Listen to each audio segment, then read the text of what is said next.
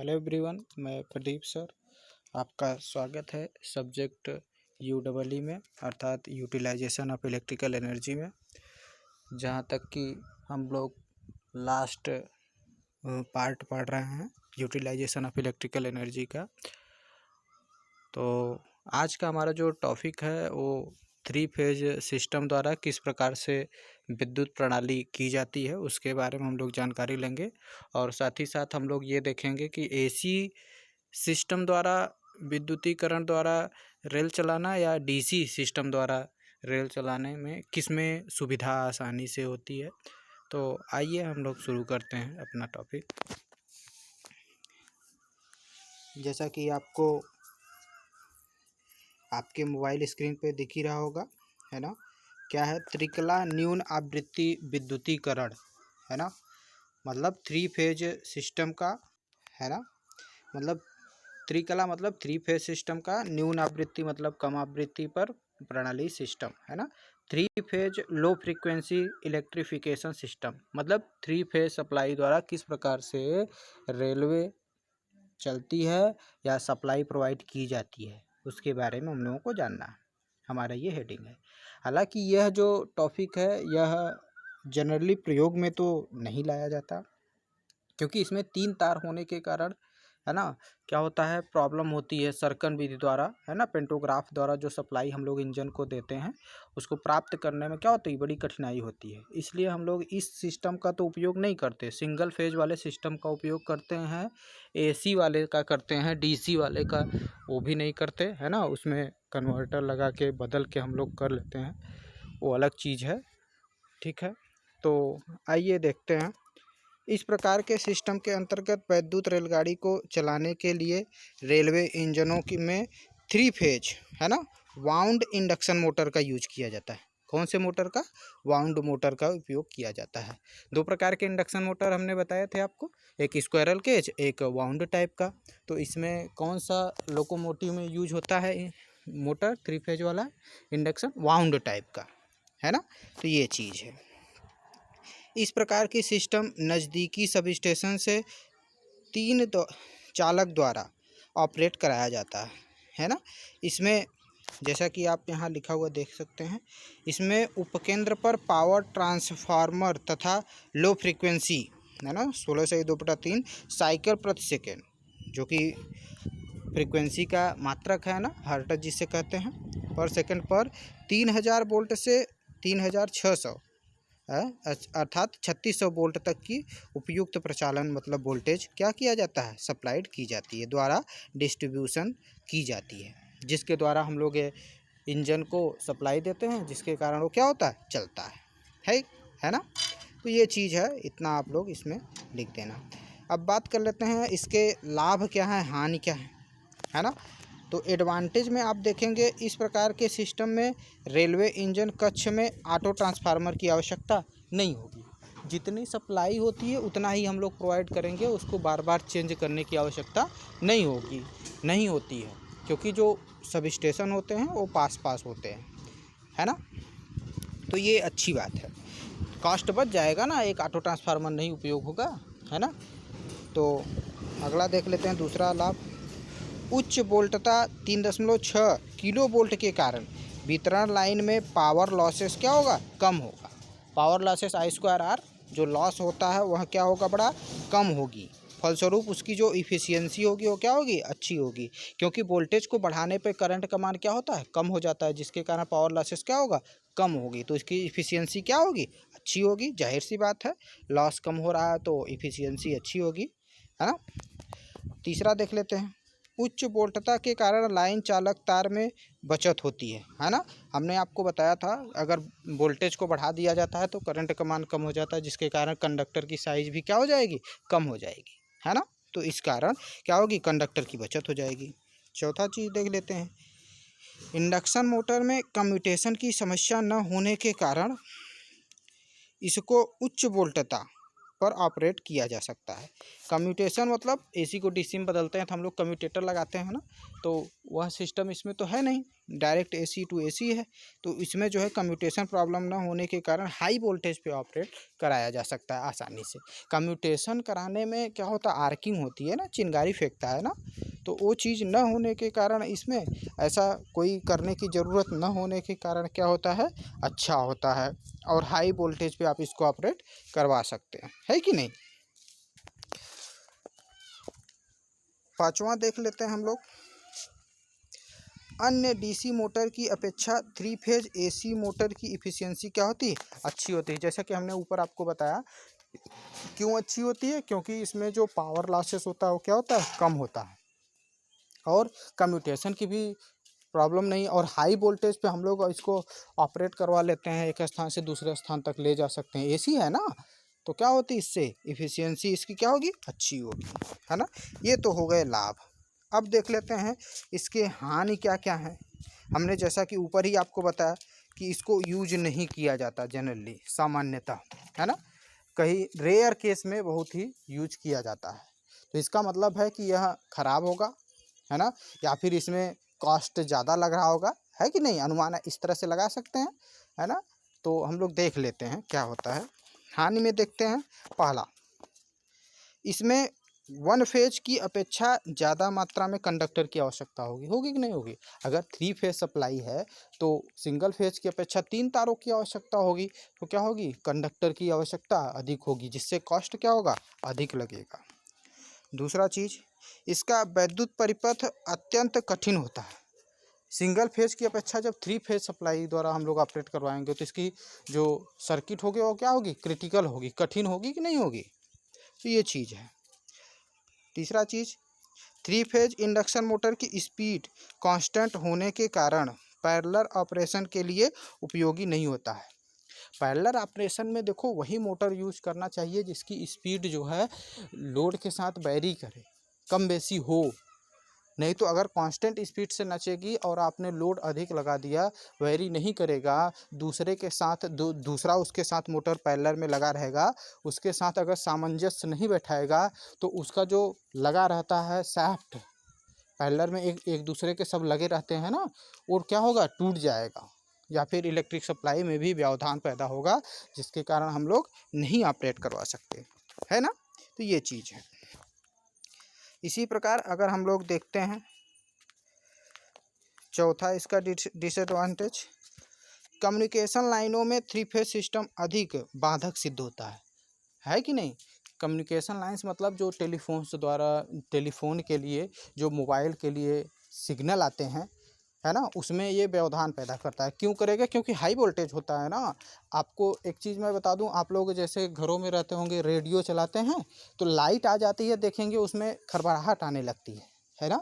तो वो क्यों होता है, वो इलेक्ट्रिक सप्लाई का जो फ्रीक्वेंसी होता है उसके फ्रीक्वेंसी में व्यवधान पैदा करता है, उससे इंटरेक्ट होता है, जिसके कारण उसका सिग्नल क्या होता है, ख़राब होता है। तो क्या होता है, वो वीक होता है उसका सिग्नल, तो वो खड़बड़ाने लगता है। तो वही चीज़ है, कम्युनिकेशन लाइन में अगर हाई वोल्टेज द्वारा ट्रांसमिट करेंगे तो क्या होगा, ख़राब करेगा उसकी सप्लाई को, है ना, व्यवधान पैदा करेगा, ये हानि है।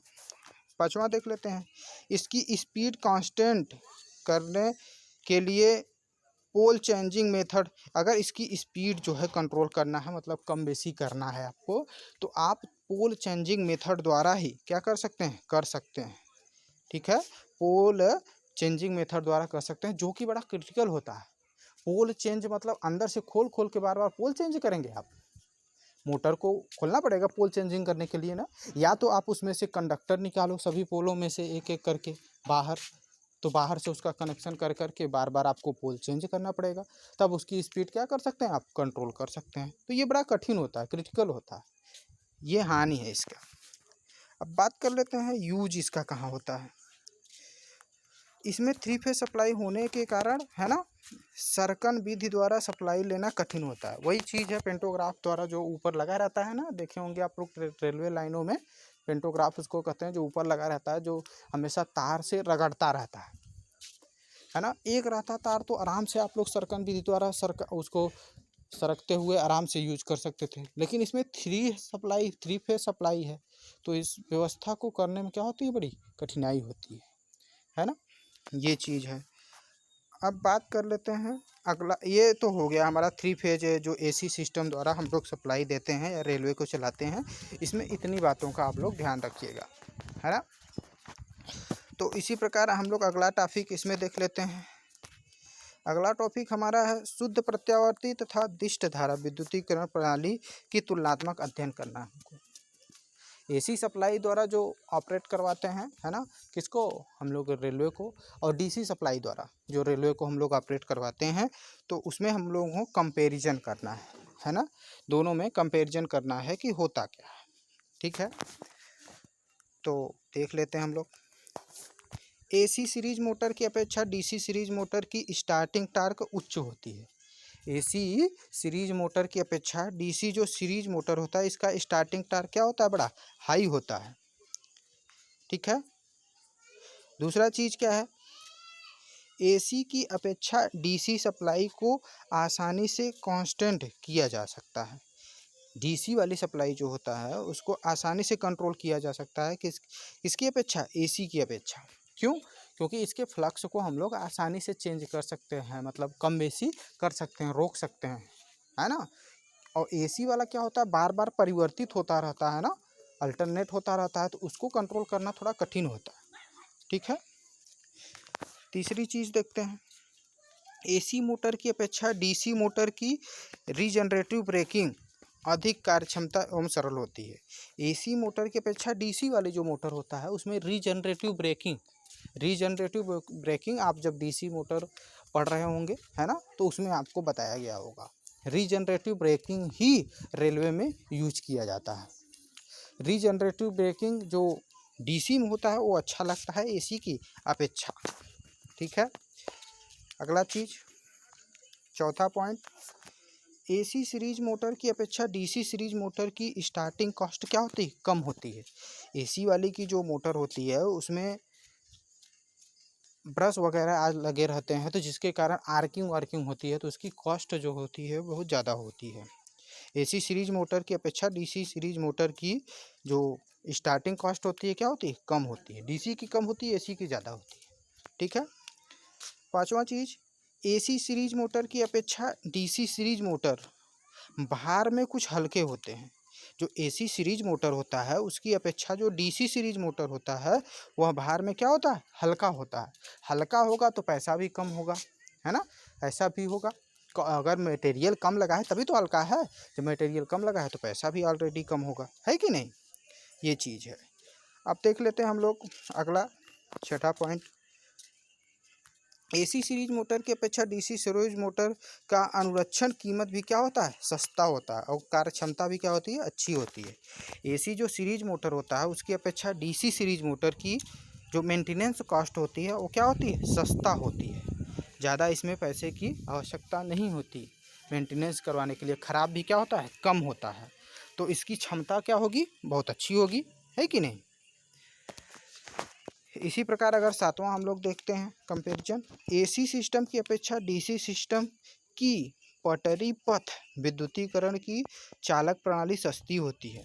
एसी की अपेक्षा जो डीसी सिस्टम द्वारा हम लोग सप्लाइड करते हैं या पटरी बिछाते हैं उसमें कॉस्ट क्या होता है, कम लगता है ना। जो डीसी द्वारा हम लोग सिस्टम को चलाते हैं, रेलवे को चलाते हैं, उसमें कॉस्ट एसी की अपेक्षा क्या होता है, कम लगता है।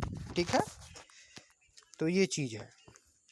इसी प्रकार अगर हम लोग आठवां देखते हैं कंपैरिजन, है ना, तो एसी सिस्टम की अपेक्षा डीसी सिस्टम में व्यतिकरण की समस्या कम होती है ना। हम ऊपर भी आपको बताया। अच्छा, ऐसा क्यों कह रहा है कि एसी सिस्टम की अपेक्षा डीसी सिस्टम में व्यतिकरण की समस्या कम होती है। व्यतिकरण का मतलब वही इंटरफेरेंस जो होता है, कम्युनिकेशन सिग्नल को जो हमारा सप्लाई वाला सिग्नल होता है वो ख़राब करता है या बेकार करता है, जिसके कारण रेडियो में क्या होती है, खड़बड़ाहट उत्पन्न होती है। अभी बताया ना ऊपर। तो एसी सिस्टम में ज़्यादा खड़बड़ाहट होगी, क्यों? क्योंकि हाई वोल्टेज होता है ना एसी वाले में, डीसी की अपेक्षा। जहाँ वोल्टेज ज़्यादा वहाँ इंटरफेरेंस ज़्यादा, मतलब जो सिग्नल होगा उसको ज़्यादा ख़राब करेगा। रेडियो सिग्नल हो गया, टेलीफोन का सिग्नल हो गया, समझ रहे बात को, तो साफ आवाज़ नहीं आएगी, ये चीज़ है। अब बात कर लेते हैं 9वें पॉइंट की। डीसी सिस्टम की अपेक्षा एसी सिस्टम में कम उपकेंद्रों की आवश्यकता होती है। क्यों क्यों भाई डीसी सिस्टम की अपेक्षा एसी सिस्टम में क्यों कम की आवश्यकता होती है? क्योंकि डीसी में ट्रांसफार्मर काम करता नहीं, एसी में ट्रांसफार्मर काम करता है। तो हम लोग स्टेप अप करके वोल्टेज को हाई करके दूर तक आसानी से क्या कर सकते हैं, भेज सकते हैं। डीसी में तो नहीं कर पाएंगे ना, इसलिए बात समझ में आ गई। तो इसलिए उपकेंद्रों की कम आवश्यकता होती है, किसमें, एसी में। अब बात कर लेते हैं लास्ट और 10वें पॉइंट की। डीसी सिस्टम की अपेक्षा एसी सिस्टम की ओवरहेड लाइन हल्की होती है समान फेज के लिए, है ना। अगर सिंगल फेज की हम लोग एसी की और डीसी की बात करते हैं, तो जो डीसी सिस्टम की अपेक्षा एसी सिस्टम की ओवरहेड लाइन हल्की होगी। क्यों हल्की होगी? क्योंकि अभी आपको बताया ना, इसमें वोल्टेज को हम लोग ट्रांसफार्मर द्वारा हाई कर लेंगे। वोल्टेज को हाई करने से करंट का मान कम हो जाएगा, तो कंडक्टर क्या लगेगा, कम लगेगा। और जब कंडक्टर कम लगेगा तो क्या होगा, हल्का होगा। और हल्का होगा तो हमारा पैसा बचेगा, कॉस्ट बचेगा। तो कुल मिला के आप देख रहे हैं, थोड़ा कॉस्टली डीसी होता है, लेकिन इफ़ेक्टिव ज़्यादा होता है ना बात। एसी वाला जो सिस्टम होता है वह भी अच्छा है, उसको दूर तक आसानी से हम लोग भेज भी सकते हैं, है ना। तो ये चीज़ें हैं कुल मिला के, है ना। तो आप लोग इसको पढ़ लीजिए और रिपीट करते रहिए। अब हम लोग लगभग सिलेबस की समाप्ति की तरफ हैं, तो हम लोग अगली क्लास या फिर उसके बाद में हम लोग पेपर सॉल्व करेंगे, है ना। तो उसमें जो भी प्रॉब्लम्स आएंगी आप लोग मुझे बताइएगा, उसको सॉल्व किया जाएगा, हम पेपर भी हल करके आपको देंगे, ठीक है। तो आप लोग रिपीट करते रहिए, क्योंकि आपके एग्ज़ाम्स होंगे, है ना। तो ठीक है, आप लोग ध्यानपूर्वक अपने स्वास्थ्य का भी ध्यान रखिए। बहुत बहुत धन्यवाद।